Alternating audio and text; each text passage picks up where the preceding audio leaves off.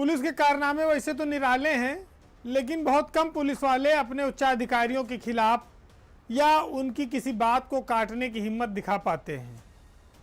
फर्रुखाबाद में एक ऐसा ही कारनामा सामने आया है जहां दरोगा ने अपने एसपी को नोटिस भेज दिया है। यदा कदा सुनने में आता है कि फला दरोगा ने अपने अफसर पर तस्करा डाल दिया या उसके आदेश की अवहेलना कर दी, चूंकि अनुशासित फोर्स रही है, लेकिन मुकदमा ठोंकने का और नोटिस देने का मामला बहुत कम सामने आता है। ये रिट सेल में तैनात हैं दरोगा अशोक, और उन्होंने अपने एडिशनल एसपी अजय प्रताप को नोटिस भेजकर माफ़ी मांगने के लिए कहा है, अन्यथा कहा कि उनके ऊपर वो मानहानि का मुकदमा करेंगे। मामला एक पत्रावली के हस्ताक्षर से जुड़ा है जिसको हाई कोर्ट में जाना था। दरोगा रिट सेल के प्रभारी अशोक ने इसके लिए एडिशनल एसपी से फ़ोन पर टाइम मांगा कि सर वो फाइल पे दस्तखत होने हैं आपके, और इस पर ज़रूरी है, चाहे आवास पे दे दीजिए चाहे घर पे। तो एसपी ने पहले आवास पर बुलाया, फिर उसके बाद कहा कि नहीं आप कार्यालय में मिलिए। तो जब वो कार्यालय में फाइल पे दस्तखत करा रहे थे तो एडिशनल एसपी ने अपने पेशकार के सामने दरोगा को भद्दी भद्दी गालियां दी कि एक दस्तखत के लिए इतना हाहाकार मचाए हो, इतना फ़ोन करते हो, दिमाग खराब हो गया है। जो दरोगा अशोक को कहीं ना कहीं हर्ट कर गया, उनको इस बात की तकलीफ हुई, क्योंकि उनका कहना था कि वो तो सरकारी काम कर रहे हैं, कोई गलत काम कर नहीं रहे थे। दरोगा जी ने अपने छोटे कप्तान को लिखित में एक लीगल नोटिस भेज दिया और आरोप जड़ा कि 9:30 बजे का कार्यालय है और एडिशनल एसपी साहब 11:30 बजे कार्यालय आते हैं। और जब पत्रावली पे दस्तखत कराने के लिए समय मांगा गया और दस्तखत कराने गया तो उनको गालियां दी गई। इसकी शिकायत उन्होंने फर्रुखाबाद के एसपी डॉक्टर अनिल मिश्रा से भी की है, लेकिन कोई मामला जब नहीं बना तो उनको लगा कि उनके मान सम्मान को ठेस पहुंची है, तो उन्होंने अपने छोटे कप्तान को एक नोटिस ठोंक दी वकील के माध्यम से। पूरे महकमे में ये चर्चा का विषय बना हुआ है, समाचार पत्रों में भी, कि दरोगा आखिर इतना कैसे हर्ट हो गए या उनके साथ एडिशनल एसपी ने क्या बदतमीजी की। बहरहाल ये दरोगा अशोक कुमार कोई मामूली दरोगा नहीं है। इससे पहले भी 2 एसपी को उन्होंने नोटिस दी है मानहानि की, हिमांशु कुमार और दिलीप कुमार, इनको भी वो नोटिस दे चुके हैं। उनका कहना है कि ना वो गलत करते हैं और ना वो गलत कराना चाहते हैं। वो जिसके मातहत हैं वहाँ सम्मान से काम करते हैं, उसको सम्मान देते हैं और चाहते हैं कि अफसर उनसे बदतमीजी ना करें। तो पहले 2 एसपी तो होशियार निकले, उन्होंने दरोगा से माफ़ी मांग ली थी। अब तीसरे ही एडिशनल एसपी अजय प्रताप फंस गए। अब अगर ये माफ़ी नहीं मांगेंगे तो अशोक इनके खिलाफ न्यायालय में मुकदमा जरूर कर देंगे। ये उत्तर प्रदेश की पुलिस में एक विचित्र तरह का किस्सा है। इतनी हिम्मत किसी दरोगा में होती नहीं है, लेकिन कुछ का तो स्वाभिमान सम्मान जाग जाता ही है, क्योंकि ये हर कोई जानता है कि पुलिस में 7 दिन काम करना है, 24 घंटा काम करना है, अधिकारी की डांट भी सहनी है। लेकिन ये सब वो सहाय जो माल बना रहा हो, जो थाना चला रहा हो, जो रिट सेल में बैठा है, वो कहे सहेगा, वो तो फिर जवाब दे ही देगा। अलीगढ़ में बीजेपी के विधायक राजकुमार का गोंडा थाना अध्यक्ष ने कुर्ता फाड़ दिया। सबको मालूम है, याद होगा, भूले नहीं होंगे। लेकिन उसके बाद से लगता है कि अलीगढ़ पुलिस काफ़ी दबाव में आ गई है, या जहां पुलिस शायद नाकाम हो जाती है वहां पर अब विधायक जी खुद थाने का चार्ज संभाल रहे हैं। ये मामला अलीगढ़ जिले के ही अकबराबाद थाने का है। यहाँ तस्वीर दूसरी है। यहाँ विधायक ने एसएचओ की कुर्सी पर कब्जा कर लिया और बाकायदा थाना अध्यक्ष और दरोगा मूक दर्शक बने उनके सामने बैठे रहे। छर्रा से बीजेपी के विधायक है रावेंद्र पाल। रावेंद्र पाल बाकायदा थाना अध्यक्ष की कुर्सी पर, एसएचओ की कुर्सी पर बैठकर वहाँ पर उन्होंने बाकायदा, लग रहा था कि वो चालान काट रहे हैं, चिट काट रहे हैं, दस्तखत करके कागज़ थमा रहे हैं। तो क्या बीजेपी के विधायक अब थाने चलाएंगे? क्या बीजेपी के विधायक एसएचओ बन गए हैं? ये भी एक सवाल आता है। सोशल मीडिया पे ये वीडियो बहुत चला। एक आईपीएस अफसर अमिताभ ठाकुर, उन्होंने पूछा कि क्या विधायक जी को थाना अध्यक्ष का भी चार्ज दिया गया है? तो एक जिले में दो तरह की तस्वीरें हैं। एक तरफ विधायक का एक थाना अध्यक्ष ने कुर्ता फाड़ दिया, दूसरी तरफ विधायक जी थाना अध्यक्ष की कुर्सी छीनकर उस पर सवार हो गए। बोले तुम उधर तुमने गड़बड़ की, हम इधर तुमसे बदला लेंगे। बड़े गजब गजब के किस्से देखने को मिलते हैं उत्तर प्रदेश में। और उत्तर प्रदेश की पुलिस भी निराली है। कई बार राजनीतिज्ञों के सामने उनके कदमों में नतमस्तक है, तो कहीं वह उनके सर पर बैठ जाती है, कहीं उनका कुर्ता फाड़ डालती है। भाई नियम कानून और सर्विस रूल के हिसाब से एसएचओ की कुर्सी बड़ी महत्वपूर्ण है। वो अपनी कुर्सी किसी विधायक को, जनप्रतिनिधि को ऑफर नहीं कर सकता है। हाँ, उसके सम्मान में बड़ी कुर्सी लगवा दे, उसको बैठा दे, थाने पे उसकी आवभगत करे, इसमें कोई बुराई नहीं है। लेकिन कहते हैं कि भाई दूध का जला छाछ भी फूक फूक के पीता है। अब उसी जिले में एक विधायक के साथ ऐसा कांड हुआ था और थाना अध्यक्ष निलंबित हो गए थे। तो अकबराबाद वाले ने सोचा भैया जान बचाए रहो, विधायक जी आए 10-15 मिनट बैठेंगे, आधा घंटा बैठेंगे, 1 घंटा चले जाएंगे, चलो जो सम्मान देना हो दे दो। सरकार लाख कोशिश करे कि अफसर ईमानदार हो जाएं, लेकिन ऐसा दिखाई कम पड़ता है। श्रावस्ती से विधायक हैं असलम रायनी। असलम रायनी ने यह पत्र लिखा है कि विधायकों को अपनी निधि में कमीशन देना पड़ता है। कमीशन सीडीओ से लेके पीडी से लेके ऊपर तक देना पड़ता है। जिस काम में कमीशन ना दो वो फाइल नहीं चलती, 3-3 महीने वो फाइल लटकाई जाती है। असलम रायनी ने बाकायदा इसका पत्र लिखकर मुख्यमंत्री जी को अवगत कराया है। उनका आरोप यह भी है कि उनके पत्र लिखने के बावजूद 11-11 महीने तक उनकी विधायक निधि का पैसा जारी नहीं किया गया। श्रावस्ती के पीडी हैं बाल मुकुंद शुक्ला, जो विधायक से लोगों से कहते हैं भाई 2% कमीशन डीएम साहब का, 2% सीडीओ साहब का, और बाकी 20% करीब ब्लॉक तक ये सब खर्चा होगा, तब निधि खर्च करने की बात करो। अच्छा, असलम रायनी भी कम नहीं है। वो मोती सिंह जो ग्राम विकास मंत्री हैं, उनसे उन्होंने इनकी शिकायत की। सीडीओ हर्ष कुमार ईमानदार अधिकारी माने जाते हैं, लेकिन चूंकि पीडी ने कहा कि सीडीओ का कमीशन है, तो विधायक ने उनका नाम भी ढेल दिया उसमें। विधानसभा अध्यक्ष से भी विशेषाधिकार हनन में असलम रायनी ने नोटिस दे दी कि साहब ये बताइए, एक तो कोरोना काल में विधायक निधि कट गई और निधि का जो पैसा था वो जारी नहीं कर रहे हैं, ऊपर से कमीशन मांगते हैं। तो उत्तर प्रदेश के विधायक अगर इस बात की चिट्ठी लिख रहे हैं तो ये गंभीर मामला है। भ्रष्टाचार अफसरों के नस नस में भरा है। जिसको जहां मौका मिल रहा है वो चूकता नहीं है, चाहे सत्ताधारी दल के विधायक हो, चाहे विपक्ष के हो, चाहे सांसद हो, कोई हो। तो जो लोग समाज के जनप्रतिनिधि, समाज की लड़ाई लड़ने की बात करते हैं, वो अपने मामले में खुद ही घूस दे रहे हैं, वो उसको रोक नहीं पा रहे हैं। अच्छा, ये घूस अफसर खुलेआम लेते हैं और ये कोई पहली बार नहीं आया कि निधि में कमीशन लिया जा रहा हो।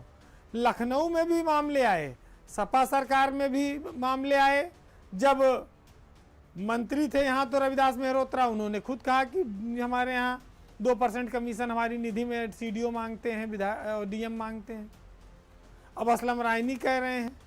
योगी सरकार भ्रष्टाचार पर 0 टॉलरेंस की बात करती है, लेकिन इतने सारे साक्ष्य देने के बाद ना तो जो पीडी था श्रावस्ती का उस पर कोई कार्रवाई हुई, ना सीडीओ पर हुई, ना विधायक के पत्र पर कोई जांच हो रही है, और ना ही विधानसभा में उस विशेषाधिकार हनन पर इन अफसरों को कोई तलब किया गया।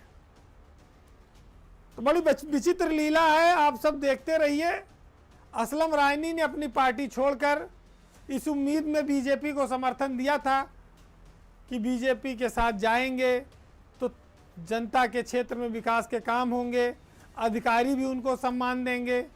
लेकिन उन्हें क्या पता था कि जो घर में भी सामान है उसमें भी कमीशन खोरी होने लगेगी, निधि में भी कमीशन देना पड़ेगा।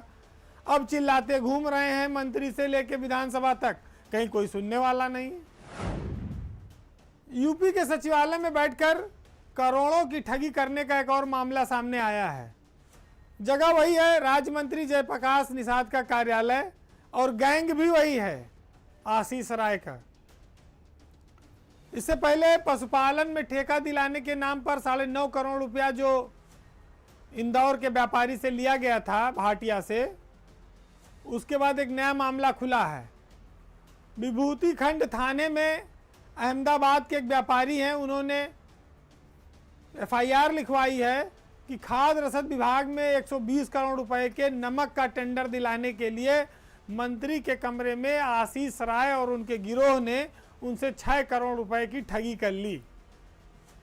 ये व्यापारी हैं अहमदाबाद के नीलम भाई पटेल। नीलम भाई पटेल और उनके साथियों को इस आशीष राय ने इसी सचिवालय में मंत्री जयप्रकाश निषाद के कमरे में बुलाकर ज्वाइंट सेक्रेटरी बनकर ठग लिया, लूट लिया। आशीष राय के साथ मंत्री के निजी सचिव, उनके प्राइवेट सचिव और कई सारे पत्रकारों के नाम ऑलरेडी आए और ये जेल में हैं ये लोग।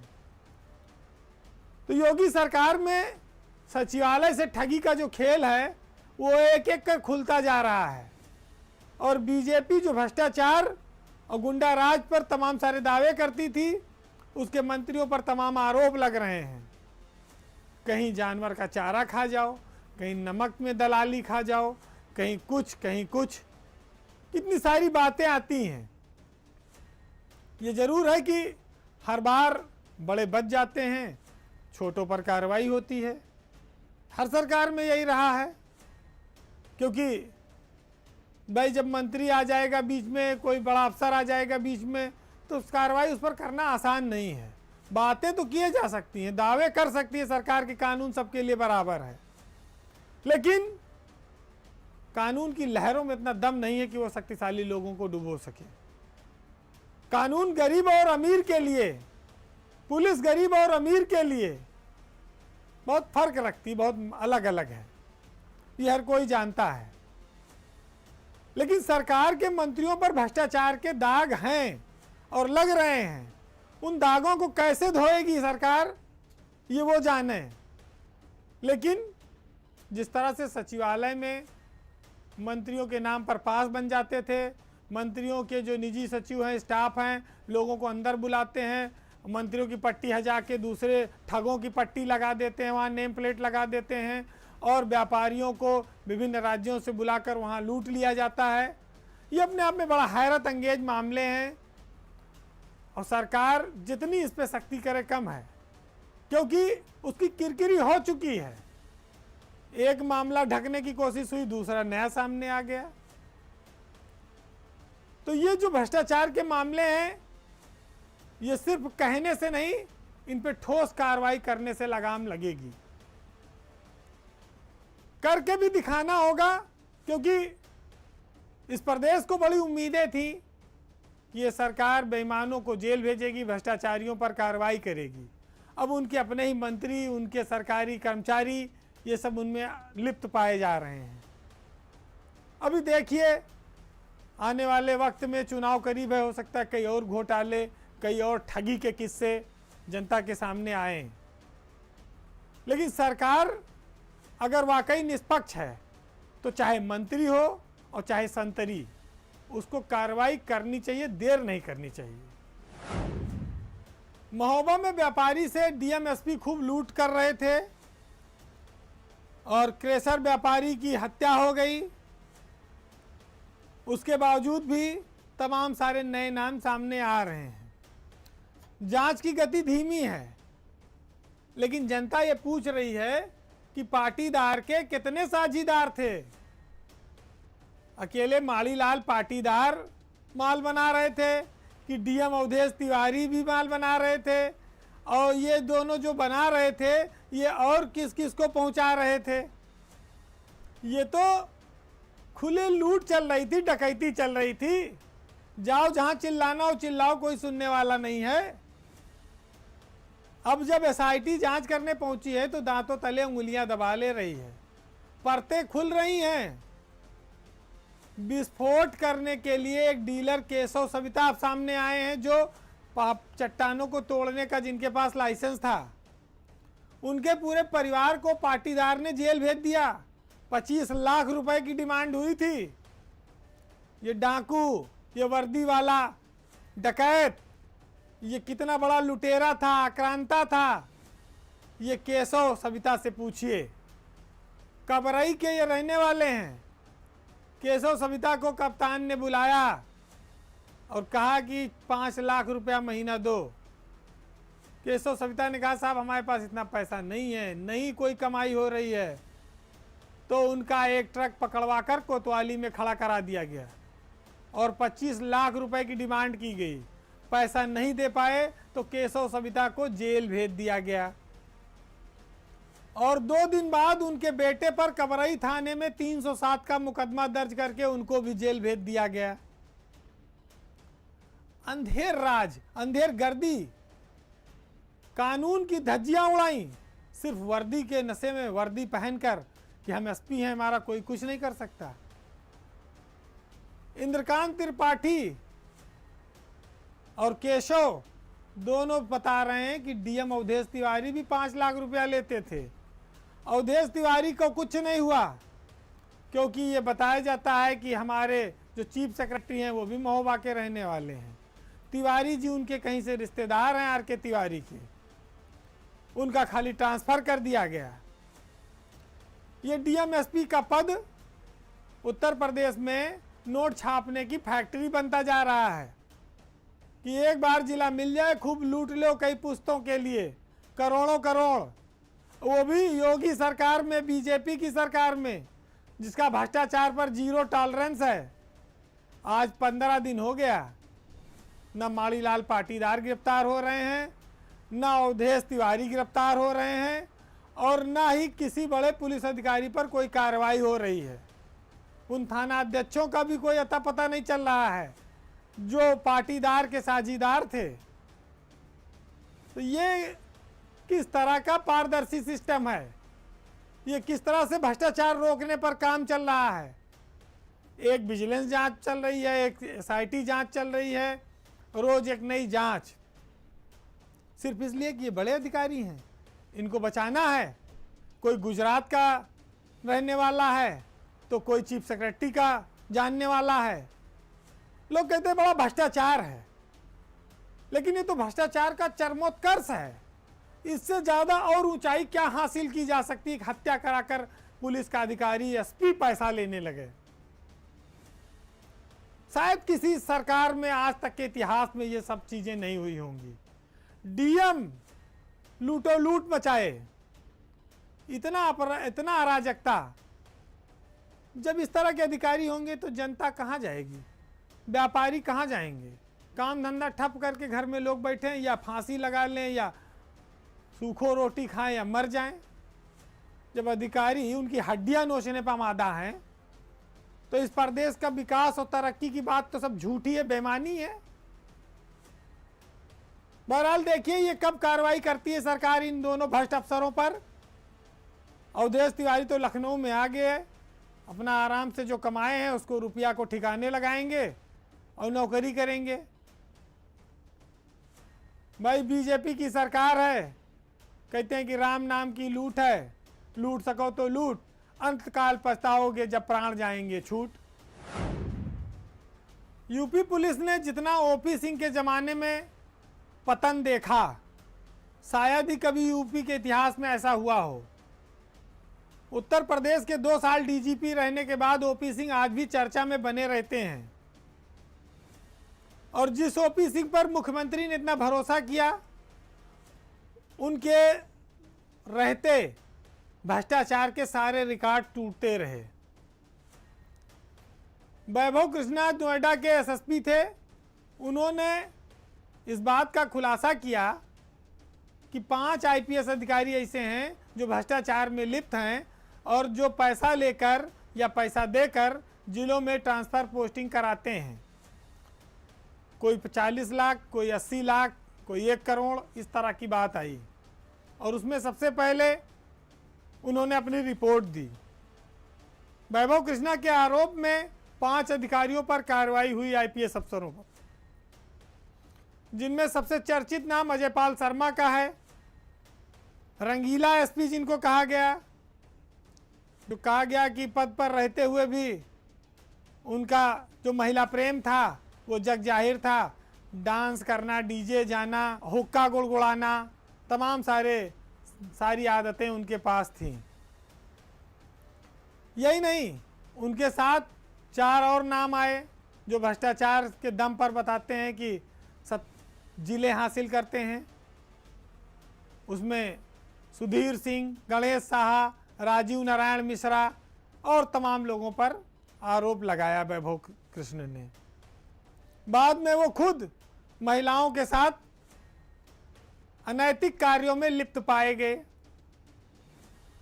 भ्रष्टाचार के सबूतों की जब बात आई तो उसकी जांच विजिलेंस को सौंपी गई। उस समय विजिलेंस के मुखिया थे यही एचसी अवस्थी साहब, जो आज की तारीख में डीजीपी हैं। आरोप ये लगा कि डीजीपी ओपी सिंह ने एसआईटी को वो पेन ड्राइव ही नहीं पाने दी। 19 दिन लग गए नोएडा से लखनऊ आने में वो पेन ड्राइव। 3 बार एसआईटी ने इसके लिए पत्र लिखा डीजीपी को कि वो जो पेन ड्राइव में सबूत हैं वो उनको हासिल कराए जाए, जिससे जांच आगे बढ़ सके। ओपी सिंह के बारे में भी बताया जाता है कि सरकार का जो उनको आशीर्वाद था, उस आशीर्वाद का उन्होंने भरपूर फायदा उठाया।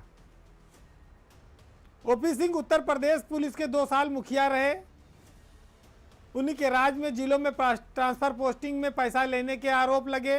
लेकिन एसआईटी ने अब अपनी रिपोर्ट में इस बात का उल्लेख किया है कि पूर्व डीजीपी ने जांच में रुचि नहीं ली और उनको समय से जो तथ्य थे, जो डॉक्यूमेंट्स थे, वो उपलब्ध नहीं कराए जाते रहे। यूपी पुलिस के तो वैसे तमाम सारे चेहरे हैं, लेकिन इन चेहरों को लोग योगी सरकार के साथ, बीजेपी सरकार के साथ याद रखेंगे, क्योंकि इनके कारनामे ऐसे हैं कि जो आज तक ये चर्चा में बने हुए हैं। जो अधिकारी भ्रष्टाचार में लिप्त थे वो उनकी गोद में बैठते थे, जो उनकी डिमांड पूरी नहीं कर पाते थे वो संटिंग में रहते थे। इस तरह से प्रदेश चलता है। इस तरह से अगर पक्षपात होगा तो कोई अफसर जिले में जाके क्या वहाँ भजन करेगा या इंसाफ की बात करेगा? वो जब देख गया है तो वसूलेगा। जब इस व्यवस्था के पोषक खुद शीर्ष पदों पर बैठे हैं तो जिलों में जाकर आप किसी कप्तान से, आईपीएस से क्या उम्मीद करते हैं? ओपी सिंह जिस जात के नाम पर डीजीपी बने थे, उस जात का उन्होंने सबसे ज्यादा नुकसान किया।